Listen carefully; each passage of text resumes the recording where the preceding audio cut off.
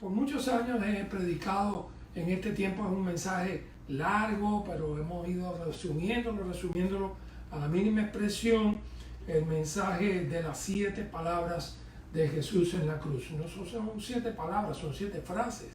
Son famosas las 7 frases de Jesús y por más de 45 años lo he estado haciendo. No hay un pasaje, las 7 palabras no están en un solo pasaje, ni en Mateo, ni en Marcos, ni en Lucas. Se pasa por distintos evangelios en el tiempo de la muerte de Jesús en la cruz. Así que tendrá que buscar en Juan, tendrá que buscar en Mateo o en Lucas. La primera de las palabras.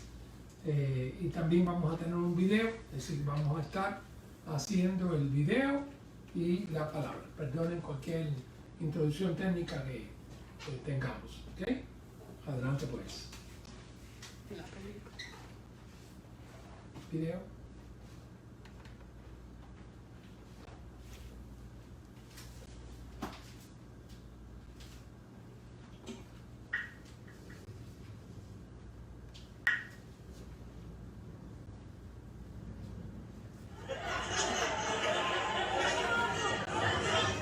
אמרת, תיחרוס בקטיש, ותתנן תלת יומין. לקהל מרק מן צלפה. אנחו משיח. אנא אמר, ילודהו מן צלפה, דינקצה ונהמין.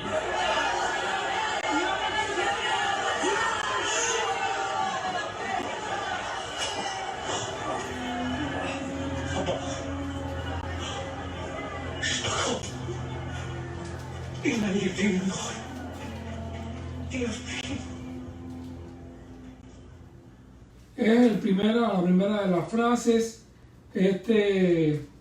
Esta frase prueba la integridad de Cristo con las cosas que enseñó. Jesús me enseñó en su palabra que debíamos de perdonar inclusive a nuestros enemigos. Este está en Lucas capítulo 23, versículo 34. Lucas 23, 34. Lo cierto es que quizás haya algún problemita con la película, porque dice: cuando llegaron al lugar llamado de la Calavera, le crucificaron allí y a los malhechores, uno a la derecha y el otro a la izquierda, y Jesús decía. Siempre hemos visto la crucifixión en la película de la vida pública de Jesús. Cuando están crucificando a Jesús, cuando le están metiendo los clavos, es que él dice la palabra. De todas maneras, era en el momento que lo estaban crucificando. Aquí aparece como que ya estaba crucificado. Pero lo que quiero que ustedes piensen es que Jesús prometió que nosotros íbamos a parecernos a Él. Que nosotros haríamos cosas como mayores que estas hará, porque yo voy al Padre. Y una serie de factores de la personalidad de Cristo debía caer sobre nosotros, sus seguidores en el mundo, sobre los apóstoles primero y después de Pentecostés, sobre todo los creyentes en el mundo entero. Padre, perdónalos porque no saben lo que hacen, es el centro del Evangelio. El perdón es el centro del Evangelio. Y diría que no solamente es el centro del Evangelio, sino es el centro de todo el sacrificio del Antiguo Testamento. Porque el kit del Antiguo Testamento con los sacrificios no era hacer los sacrificios, no era hacerlos bien, no era llevar lo que se requería. Todo lo que se estaba procurando era el perdón de Dios por el pecado cometido.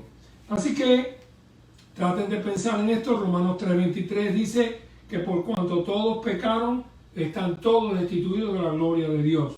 Yo quiero que piensen en esta hora que no son pecadores los grandes asesinos, la gente que piensa: no, yo no le he hecho daño a nadie. Todos hemos hecho algún daño. Y el pecado tiene 2 sentidos. Uno es el hacer lo malo, y el otro sentido, según Santiago, es dejar de hacer lo bueno. Por ese sentido, dejar de hacer lo bueno, ¿quién no ha pecado? ¿Quién, pudiendo hacer un bien, no lo hizo? ¿Quién miró para otro lado cuando alguien necesitaba?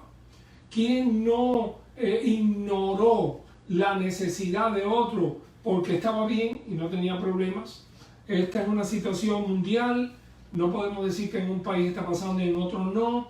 Creo que todos tenemos que sentir una tremenda compasión por la otra gente a nuestro alrededor. Pero quiero que se fijen en la frase de Jesús. Perdónalos porque, ¿por qué? Porque son pecadores, porque no quieren amarte, porque no saben lo que hacen. Lo que ellos estaban haciendo era crucificándolo a Él. Y cuando Jesús lloró y hablaba de eso el miércoles, mirando a Jerusalén, y dice, Jerusalén, Jerusalén, cuántas veces quise juntarte como la gallina debajo de sus alas, los pollitos. Lo cierto es que Jerusalén no sabía. Dice, pero ahora está encubierto a tus ojos.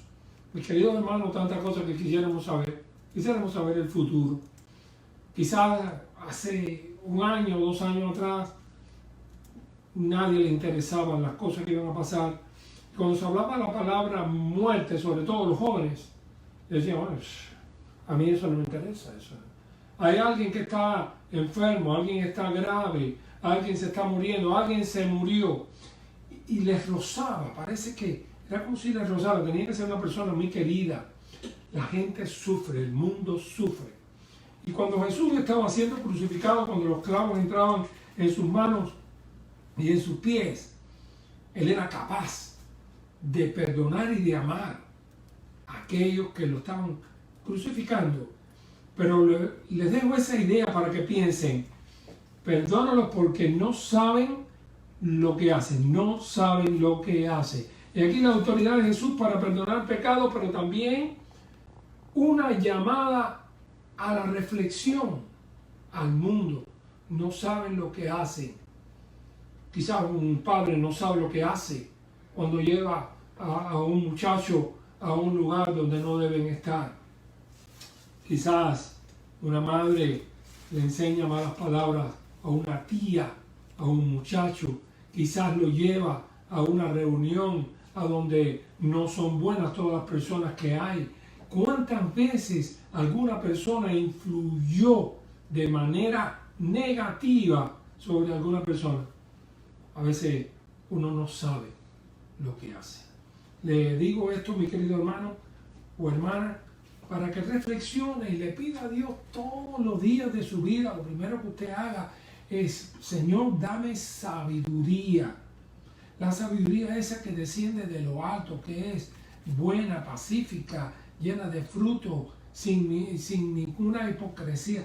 Llame la sabiduría del Espíritu Santo. Y después, la segunda oración es, ayúdame a hacer las cosas que esa sabiduría tuya nos indica. Pasemos a ver la segunda palabra de Jesús en la cruz.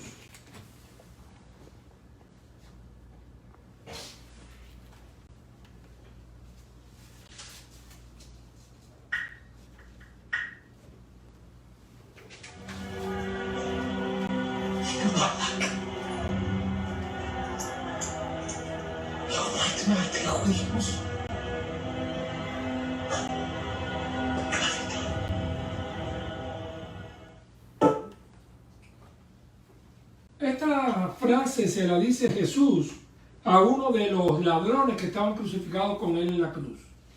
No sabemos el nombre de aquel ladrón, se le ha dicho que se llamaba Dimas, han dicho todas las cosas que han querido, pero lo cierto es que el día que crucificaron a Jesús, lo crucificaron entre 2 ladrones. Recuérdense que Jesús, la acusación de Jesús era de lo peor. Y el pueblo estaba ahí mirando y algunos le dijeron a Pilato, crucifícale, crucifícale. ¿Se recuerdan todo esto? Pero llevaban con Jesús a otros malhechores para ser crucificados. La historia, para hacérsela corta, nos dice de que uno de los malhechores comenzó, está en Lucas capítulo 23 también, en el versículo 43, y dice que uno de los malhechores comenzó a injuriarle, empezando en el 39. Y uno de los malhechores que estaban colgados le injuriaba diciendo, si tú eres el Cristo, sálvate a ti mismo y a nosotros. Respondiendo el otro, le reprendió, diciendo, ni aún temes tú a Dios. Dense cuenta que eso es por encima de Jesús. Uno le dice, lo injuria, y el otro defiende a Jesús y habla con el del lado allá, y le dice, tú no tienes temor de Dios, estando en la misma condenación. No creo que haya algo teológico allí que sea la misma condenación que Dios, sino que sencillamente estando en el momento mismo de ser condenado. Nosotros a la verdad juntamente padecemos porque recibimos lo que merecieron nuestros hechos. Fíjense que este ladrón estaba reconociendo que lo que él había hecho le llevaba a este castigo, y el castigo era la muerte. Pero entonces defiende a Cristo, mas este ningún mal hizo. Querido hermano, yo no sé si conocía a Jesús, si estuvo algún día oyéndolo predicar en algún rincón de Jerusalén, Capernaum, en algún lugar. No sé si había algún amigo suyo, familia, madre, padre, alguna persona de los suyos que estaba involucrado con Jesús, alguien que le contó las maravillas del Nazareno, alguien que le contó que esperaban que él era el descendiente de David. Lo cierto es que este ladrón en la cruz defiende a Jesús y dice para todos los siglos, para los romanos que estaban allí, para Pilato que se lavó las manos, para el imperio que lo aprueba, para los judíos que dijeron sí, le dice, este ningún mal hizo. Las palabras de este ladrón han sonado a través de los siglos. Lucas le dedica su evangelio a un tal Teófilo que parece ser un funcionario del imperio romano, para probarle que Jesús no fue un riboliquero, no fue un sedicioso, no hizo nada malo. Y después cuando también escribe el libro de Hechos de los Apóstoles, ese era su plan. Su plan era probar que este ningún mal hizo. Mi hermano, la personalidad de Jesucristo a través de los siglos ha sido tan brillante y tan luminosa que algunas personas, conocí personas que no tenían fe, inclusive personas que eran ateos. Pero cuando la cosa se trataba no de la religión o de los creyentes, se trataba de Jesús, era como si los pararan un poco y dicen, no, sí, Cristo fue un gran hombre, lo menos que podían decir, que fue una persona extraordinaria. Así que les remito a este sentimiento que este hombre vierte. Pero hay algo más que esto. En Filipenses capítulo 3, el Señor Jesucristo nos habló de la vida eterna, y en Juan capítulo 14, versículo 1 al 6, donde Él dice, no se turbe vuestro corazón, creéis en Dios, creéis también en mí, en la casa de mi Padre muchas moradas hay, si así no fuera yo lo hubiera dicho, aunque algunos nieguen el cielo, Jesús lo dijo, y aquí voy a preparar un lugar para vosotros, y si me fuere a preparar un lugar, vendré otra vez, os tomaré a mí mismo, para que donde yo estoy, vosotros también estéis. Sabéis a dónde voy, sabéis el camino. Y cuando dice Tomás, Señor, no sabemos a dónde va, ¿cómo podemos saber el camino?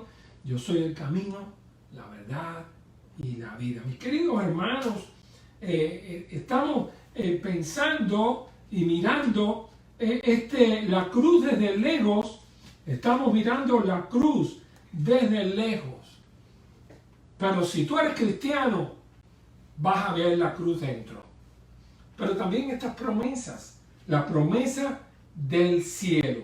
Hoy estarás conmigo en el paraíso. El paraíso no es que sea un lugar intermedio, sí sería un lugar intermedio para las almas, porque la resurrección todavía no se ha efectuado.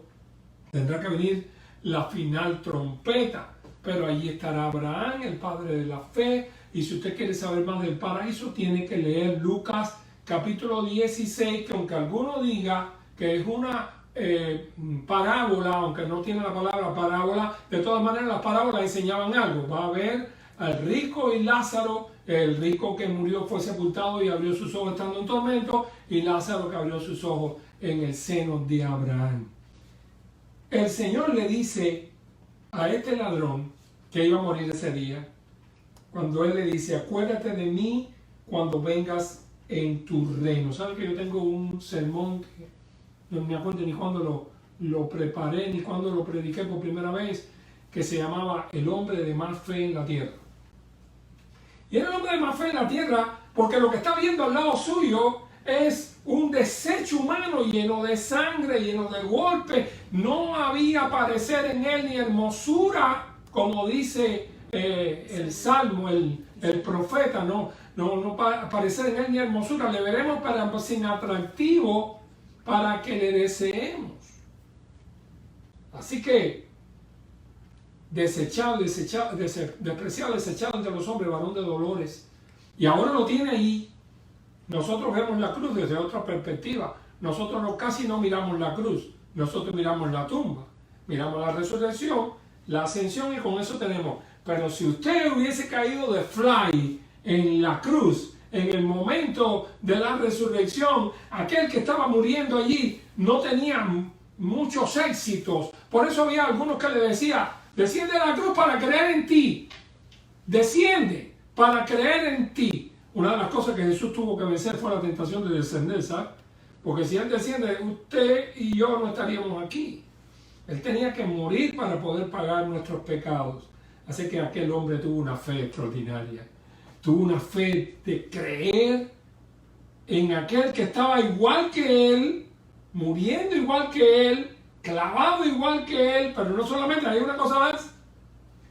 Acuérdate de mí cuando vengas en tu reino.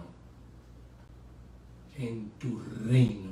Mi querido hermano, vaya, me quito el sombrero, como dicen alguien, porque este hombre, Jesús le dijo: hoy estarás conmigo en el paraíso. Esta es la palabra que recordamos, pero tenemos que recordar que ese hombre a quien se le dijo estas palabras no fue porque le cayó bien a Jesús o porque estaba crucificado con él. Fue porque ese hombre creyó en Cristo, creyó en el reino de Cristo y creyó en el regreso de Cristo triunfante. Cuando vengas en tu reino. Por eso, era un hermano nuestro. Ya, si había cometido delitos y pecados, le habían sido perdonados, porque ahora cree en Jesucristo. Que Dios nos permita a nosotros creer en el reino, creer en Cristo de esa manera y tener la esperanza de que todo no termina en este mundo. Veamos la otra palabra.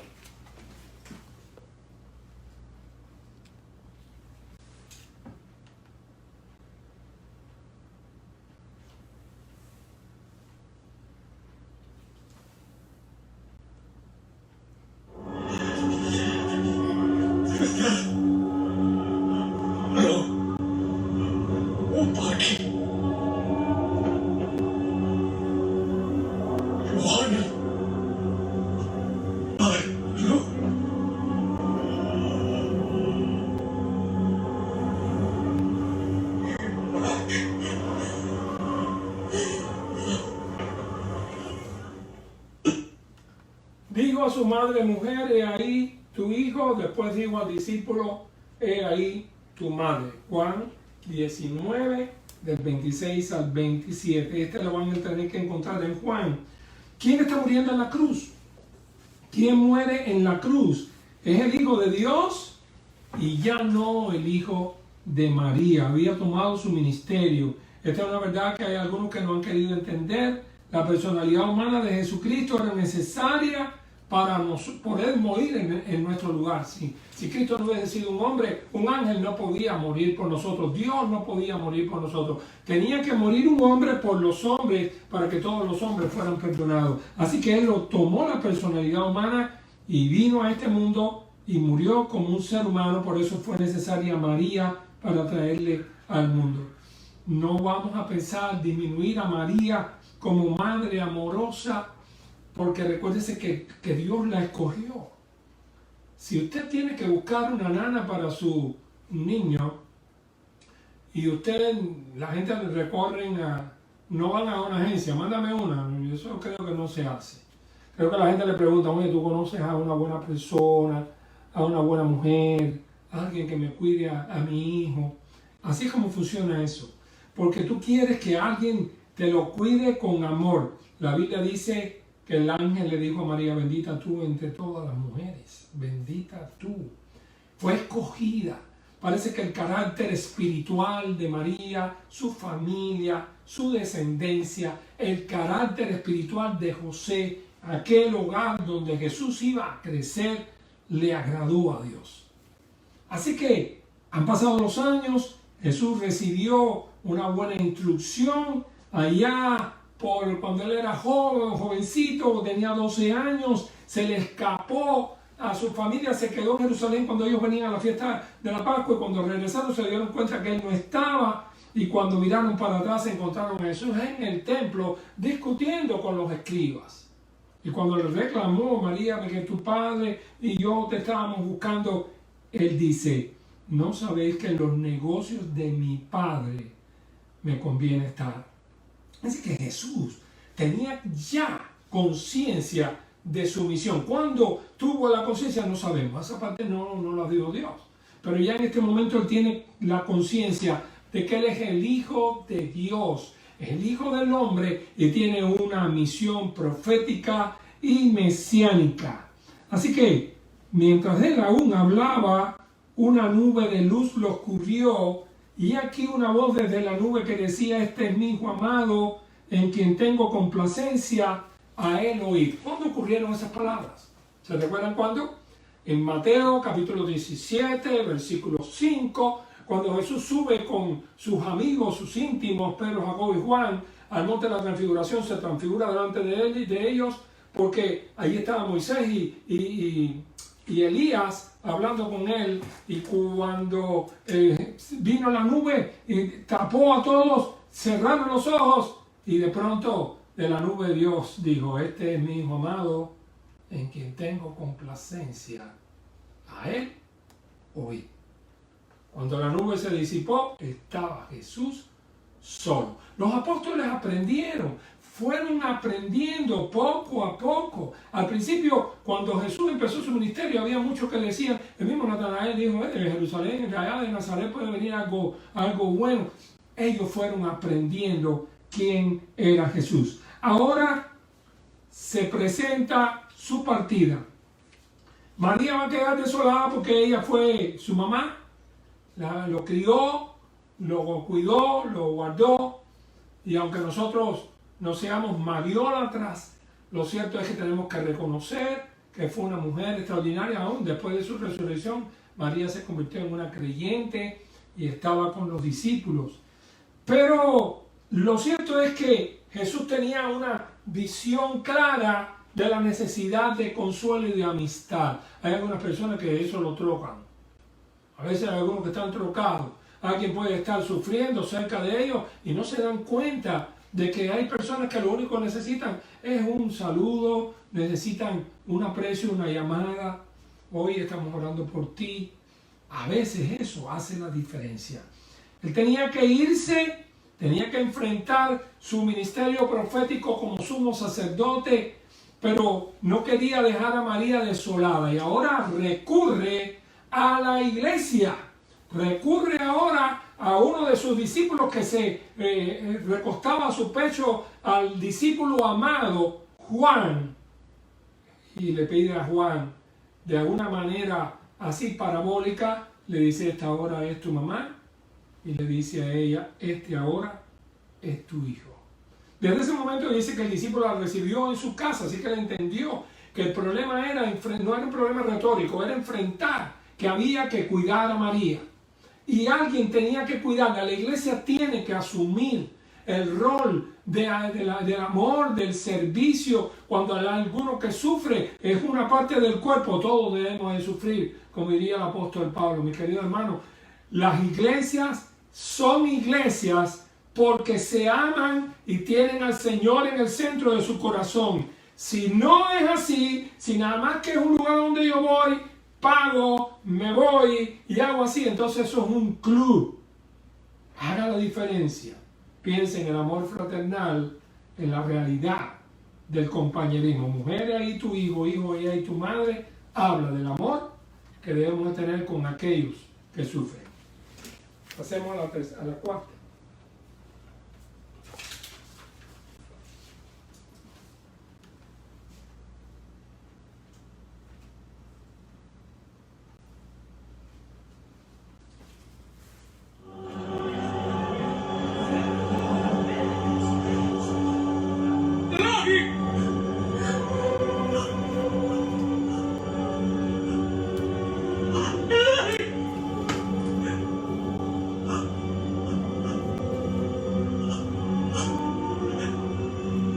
¿Se fue?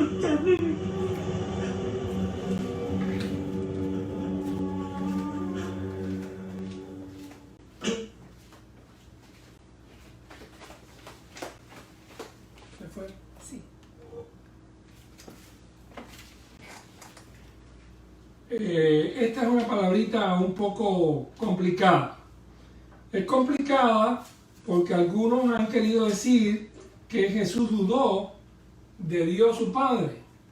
Y entonces viene, ¿dónde está la palabra? Búscamela y la deja ahí, no importa, quítale el audio. Dice Elí, Elí, lama sabactani, y el arameo con que Jesús dice esta frase no tenía que haber sido traducido nunca.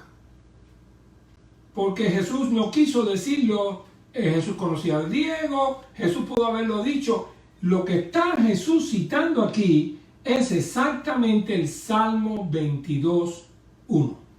Vamos a ver, el Salmo 22.1 hacía centurias que estaba escrito y el Señor se lo conocía muy bien. Es uno de esos salmos mesiánicos que están escritos en la palabra de Dios, que tienen que ver con Jesús. Al músico principal sobre Hexalar, Salmo de David. Dios mío, ¿por qué me has desamparado? ¿Por qué estás tan lejos de mi salvación y de las palabras de mi clamor? Piensen en David, piensen en el sufrimiento que David tenía en este momento cuando él estaba clamando a Dios por medio de todo. Recuérdense que fue perseguido, sus dos hijos le trataron de quitar el reino, el rey anterior lo trató de matar, y después, en medio de todas estas cosas, él peca y cae delante de todos tantos enemigos que tenía. Su propio sobrino Joab no lo respetaba, y en medio de todas estas situaciones, en la tristeza, se enferma el hijo que tiene con Betsabé y estaba a punto de morir. Mi querido hermano, sí, sufrió mucho. En medio de su sufrimiento, parece que lo dijo con este sentimiento. Cuando el Señor Jesucristo está muriendo en la cruz, él recuerda el Salmo 22.1 como la única cosa que podía reflejar el dolor que le estaba sintiendo. Recuérdese que Dios no puede sufrir, tuvo que vestirse de carne. Filipenses capítulo 2 dice que siendo en forma de Dios no tuvo por usurpación el ser igual a Dios como cosa que aferrarse, sino que se despojó a sí mismo, tomando forma de siervo, hecho semejante a los hombres, y en la condición de hombre se humilló a sí mismo, haciéndose obediente hasta la muerte, y muerte de cruz. Él nunca había sufrido. Vino aquí a sufrir siendo el hacedor de los cielos y de la tierra. Así que Elí, Elí, lama sabactani, déjalo ahí en el arameo, déjalo en el Salmo 22, porque lo que dice Juan, capítulo 8, versículo 29, dice: no me ha dejado solo el Padre, conmigo está, porque yo hago siempre lo que a Él le agrada. Después, cuando estaba orando en Juan capítulo 17, también dice la misma palabra. Nunca dudó de su misión, nunca dudó de que tenía que morir, nunca dudó. El que dudó fue David, sí dudó, que creo que eso era una expresión, pero una expresión de dolor. Elí, Elí, lama sabactani, Salmo 22.1. Los dolores de la cruz tienen que haber sido terribles, terribles, para entonces él recordarse de este salmo mesiánico que se cumple en ese momento cuando él está padeciendo en la cruz. La autoridad de Jesús como Rey y Señor se ve siempre en el cumplimiento que él tuvo. Algunas cosas tuvo que afinarlas para que se cumpliera la palabra en él mismo. Si él se quita, no se hubiese cumplido, pero él se quedó para cumplir la palabra. Vamos a pasar a la otra.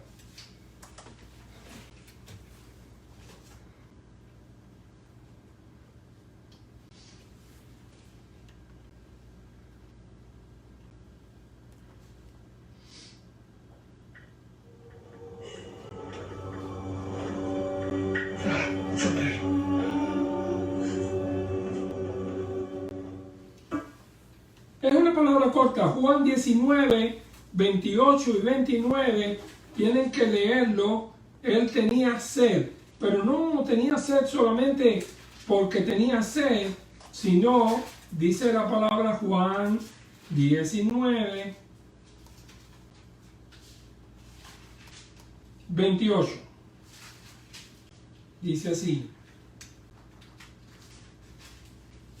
después de esto, sabiendo Jesús que ya todo estaba consumado, dijo: para que la escritura se cumpliese, tengo sed. Mi querido hermano, creo perfectamente bien que estos hombres de Dios, hablando siendo inspirados por el Espíritu Santo e inspirado por el Espíritu Santo, Juan nos reveló que lo que Jesús sentía en ese momento era que la palabra se cumpliera, y para que la palabra se cumpliera, dijo: tengo sed. Pudo haber tenido sed y no decir nada, pero la Biblia lo decía.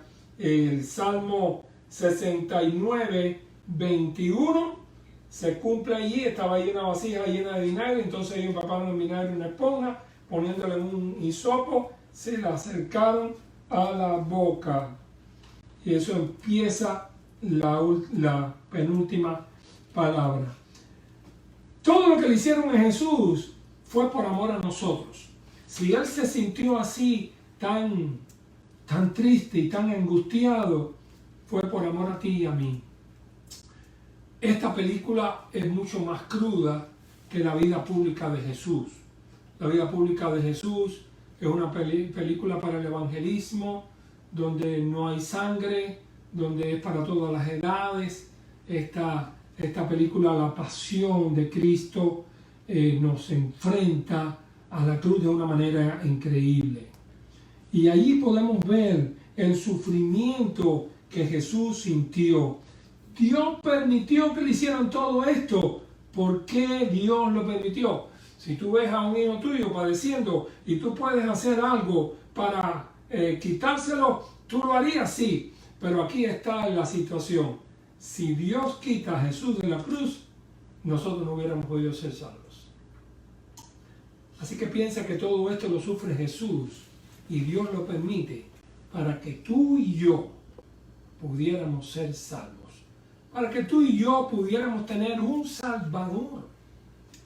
Un Salvador que paga en nuestro lugar. ¿Cuántas veces le dijeron a Jesús: desciende a la cruz? Si eres hijo de Dios, desciende a la cruz. Jesús no lo podía hacer, porque si lo hacía, estaba aceptando que tú y yo nos perdiéramos. Eso fue lo que trató de hacer Satanás. 3 veces. Primero le quitó la idea de que ayunara, después lo subió en el pináculo del templo, quiso que se matara, lánzate abajo, y Jesús estaba en un cuerpo físico, y por último le enseña los reinos del mundo. Mi querido hermano, hermana, en estas frases de Jesús en la cruz, estamos frente por frente al momento último de Cristo, nuestro Señor. La autoridad de Jesús como maestro es que Él hacía que la palabra se cumpliera. Se cumplió la escritura, tenía que cumplirse. Por eso tomó aquella copa. ¿Se recuerdan de estas palabras? La copa que el Padre me dio, no la he de beber. ¿Se recuerdan? Ahora, yo pienso, de verdad, si estás triste porque Jesús pasó todo esto y tú hubieras podido hacer algo para consolarlo, lo hubieras hecho. Esa canción que cantábamos el miércoles, si hubiera estado allí, si tú hubieras estado allí, hubieras hecho algo para ayudarlo. Allí no salió nadie, no hubo nadie que se enfrentara a los romanos para bajarlo de la cruz. Todo el mundo estaba callado. Y en la noche anterior, él estaba triste y angustiado hasta la muerte, sabía lo que le venía, era una situación que nunca la había experimentado, y le llama a 3 de sus amigos, a los más íntimos, Pedro, Jacobo y Juan, le dice: vengan conmigo, los lleva al huerto, les dice: oren aquí, porque mi alma está muy angustiada. ¿Se recuerdan qué pasó con Pedro, Jacobo y Juan? Los bárbaros, las columnas, la gente fuerte, los fieles se durmieron. ¿Saben igualito que quién? Igualito que las vírgenes que aparecen en Mateo capítulo 25. Yo no digo que haya sido una profecía de Jesús, pero si estás dormido, despierta. No tienes que ser inconverso para dormirte. A veces el fresquito del mundo te quita la claridad de la mente. Sirva al Señor, que no sabemos qué tiempo tenemos. Toca la otra palabra.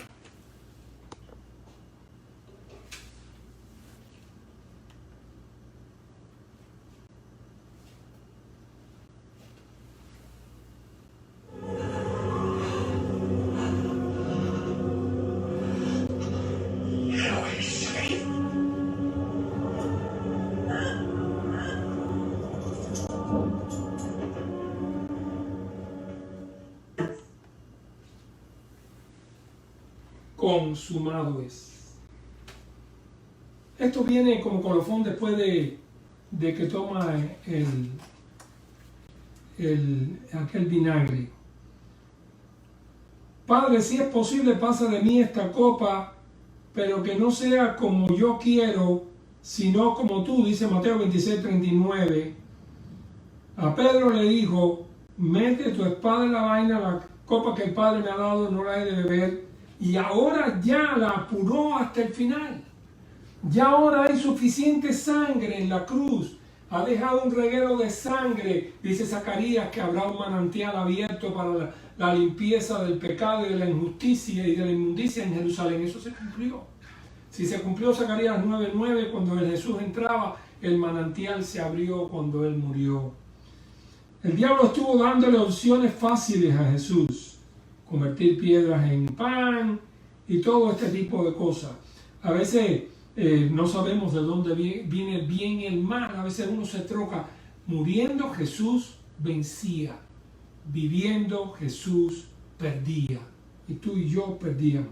Jesús tenía la autoridad para clamar al Padre. Y eso se lo dice Pilato. Tu reino es este mundo. Tú eres un rey. Jesús le dijo, yo puedo clamar al Padre. Me van a mandar 12 legiones de ángeles. Cada legión eran 6,000 hombres entrenados, extraordinarios. Pero imagínense ustedes, ángeles, que dos solos destruyeron Sodoma y Gomorra y uno solo mató 185,000 del ejército de Asiria en tiempos de sequía. Amigo, mi hermano, no quites tu mirada de la cruz. Jesús no paró hasta no ver consumado la redención nuestra. No vayas a pensar que aquel grito o aquella expresión en la cruz era de derrota. No. Era una expresión de victoria. Cuando le dice al Padre, consumado es. Terminé. Después lo va a decir allá en Juan capítulo 17. La profecía decía, porque no dejarás mi alma en el Hades ni permitirás a tu santo que vea corrupción. El Señor Jesucristo sabía todo lo que iba a pasar después. El Señor Jesucristo sabía el futuro tuyo, el futuro mío. El Señor Jesucristo lo sabe todo. A veces dice, ¿cuándo dice el salmista? ¿Cuándo vendré y me presentaré delante de Dios? ¿Cuándo nos iremos de este mundo?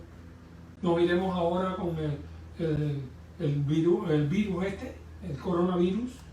Nos iremos una semana después que pase, ya todo el mundo diga qué bueno, te pones a pasar la calle, no miras para allá y la gente va a decir, mira, venció el coronavirus y no venció la guagua o no venció el carro. Mi querido hermano, hay varias cosas que podemos aprender, pero vamos a ver la última palabra.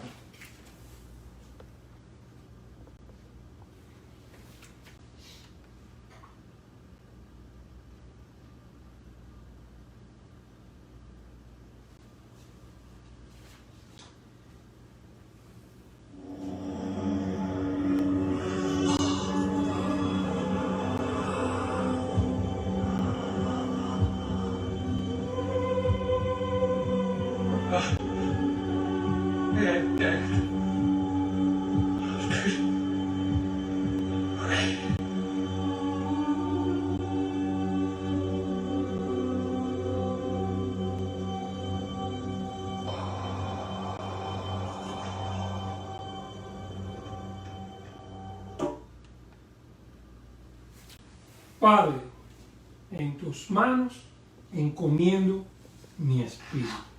Queridos hermanos, Este es el momento final de nuestra redención. Ahora, quiero que meditemos en todo eso, que ahí hay cosas tremendas. Pero este es el sermón más largo que se predica, son 7 puntos de sermón. Realmente Jesús fue un ser humano además de divino. Por eso, por estar en el lugar del hombre, tenía que ser semejante a nosotros. Por eso que Jesús tenía que nacer como un bebé de María, allá en Belén de Judea. Los que quieren negar que la Navidad fue importante y hablan todas estas boberías que hablan, tienen que reconocer que sin Navidad nosotros no estaríamos aquí, ni hubiera habido redención, porque la Navidad es el cumplimiento de la llegada de Dios al mundo. Es lo que decía Juan 1:14, y aquel verbo se hizo carne y habitó entre nosotros, y vimos su gloria, gloria como del unigénito del Padre, lleno de gracia y de verdad. Jesús no vino a este mundo a la cruz, a la cruz, no, nació en Belén, cumplió las profecías, hizo las expectativas de aquella gente y trajo a esta tierra el coro más maravilloso que jamás se haya oído para cantar la grandeza de que el Salvador ya estaba aquí. Ahora viene el otro momento terrible, el momento en que el Salvador tiene que dar su vida por aquellos que Él ama. Pero Él tiene un alma humana, tiene un espíritu, Él tiene su divinidad, porque es el Logos como Señor, pero Él tiene un alma que puede morir. Es que si no tiene un alma, nosotros no somos montanistas o erionitas o gnósticos. Nosotros sabemos que Él tenía un cuerpo físico, comía, dormía, lloraba, anhelaba. El Señor Jesucristo era un ser humano. Y como era un ser humano y también divino, tenía que morir, y su alma, su espíritu, tenía que ir a algún lugar. Si usted lee Lucas 16, pues su espíritu tenía que irse al paraíso y recibirlo Abraham en el seno, pero él no había terminado aquí. Y él, que es el autor de la vida, deja su cuerpo en el sepulcro. Dice la Biblia que predicó a los espíritus encarcelados, no me voy a meter en eso, desde el tiempo de Noé. Volvió a la vida, dice Jesús, nadie me la quita, yo de mí mismo la pongo, tengo poder para ponerla, ¿y qué más? Y tengo poder para volverla a tomar. No hubo que resucitar a Cristo, Dios no tuvo que levantar a su Hijo, Él tomó su vida, pero en este momento entregó en las manos más amorosas, las manos del Padre, su espíritu. Sabían que no hay manos más amorosas que las manos de nuestro papá, las manos de Dios. La profecía decía, no dejarás mi alma en el Hades. Hay muchas maneras más de que estas 7 frases se apliquen en nuestro corazón. Le voy a decir rápidamente 7 frases. El perdón en la primera, centro del Evangelio. Segunda frase, el cielo, centro de la esperanza. Tercera frase, la iglesia, centro del amor fraternal. Cuarta frase, la sustitución, centro del amor sacrificial de Dios. Quinta frase, centro de la fe y del sacrificio cristiano. Sexta frase, el propósito de Dios consumado dentro de este mundo. Y por último, las manos de Dios, centro de la paz. Así que ya tienen el perdón, el cielo, la iglesia, el sacrificio sustituto, la Biblia para que la Escritura se cumpliese, el propósito de Dios consumado es, y las manos de Dios que pueden tener nuestro espíritu para siempre. La pregunta que te puedes hacer es, con la primera, ¿perdonamos? El Padre nuestro nos enseñó a perdonar y perdónanos nuestras faltas. ¿Estás perdonando a todos? Segundo, ¿estás seguro de que hay un cielo que quizás si te toca salir de aquí vas a ir a la presencia de Dios? Piensa en eso. Si no estás seguro, léete Colosenses 3:1 y Juan capítulo 14, versículo 6. La iglesia es la base de tu compañerismo, o pasas por allí, tomar una palabra, dar una ofrendita, quizás estás apurado, no puedes saludar a nadie, o es la iglesia la base de tu compañerismo cristiano. Cuarto, dudas del amor de Dios. A veces piensas que Dios te deja solo. 5. Así como Jesús tomó vinagre para cumplir la palabra, eres capaz de sufrir penalidades para que se cumpla el mensaje profético de la Biblia. 6. ¿Vives consumando el plan de Dios o quieres que Dios te ayude a consumar el plan tuyo? Hay una gran diferencia. Hay personas que le dicen a otro, oye, mira, vamos a la iglesia esta que descubrí, te vas a sentir muy bien. Además, bueno, uno tiene que buscar a Dios para poder irle, para que le vaya bien a uno en la vida. Que Dios es mi ayudante para la vida, para mi vida material. Pero así no se juega, ese no es el qué. Dios nos toma a nosotros de ayudantes para su reino celestial en esta tierra. Esas son otras 500. Así que si usted lo ha visto mal, enderece su mente. Por último, quiere tener la seguridad de que tu espíritu un día, de todas maneras, aunque pasemos el COVID, aunque pasemos los otros virus, aunque no nos coja el cáncer, cualquier cosa, un día, tú y yo, dejaremos este mundo. Y en ese día, ¿estás seguro de que vas a ir a las manos del Padre? Padre, en tus manos encomiendo mi espíritu. ¿Puedes decirle eso a Dios? Pues, si estás dudoso, en esta hora quiero hacerte un llamamiento. Quiero pedirte que le abras el corazón a Cristo. Que le digas, Señor Jesucristo, entra en mi vida. Si Jesús pasó todo esto por mí, si Él dio su vida por mí en la cruz, yo te pido humildemente que me tomes, que me perdones. Hay muchas cosas en mi vida que yo no puedo controlar todavía, pero si tú puedes cambiarlas, cámbialas. Yo te ruego que tú me perdones, me aceptes en tu reino celestial, que tu bendición esté con nosotros. Usted necesita la bendición de Dios, yo también. Así que vamos a orar. Querido Padre, gracias por Jesús. Gracias por todo este sufrimiento, que podemos ver un poquitico de Él, de lejos, en hojas, en letras, pero no estuvimos allí junto a la cruz. Podemos ver el video y más o menos con estos artistas tener una idea de cómo fue. Pero la verdad es que si hubiéramos estado allí estaríamos llorando en este momento. Te pedimos, Padre, que nos ayudes a pensar en Cristo, en pensar lo que Él es, a pensar lo que tú eres, porque si tú dejaste a Jesús pasar todas estas cosas porque tú nos amas, porque tu amor es real. Si hay alguna persona, Señor, que nos está escuchando y por medio de todas estas cosas que están pensando, piensa que tú has retirado tu amor de este planeta, ayúdale, Señor, a que pueda mirar la cruz. Porque mirando la cruz, verá que tu amor es eterno.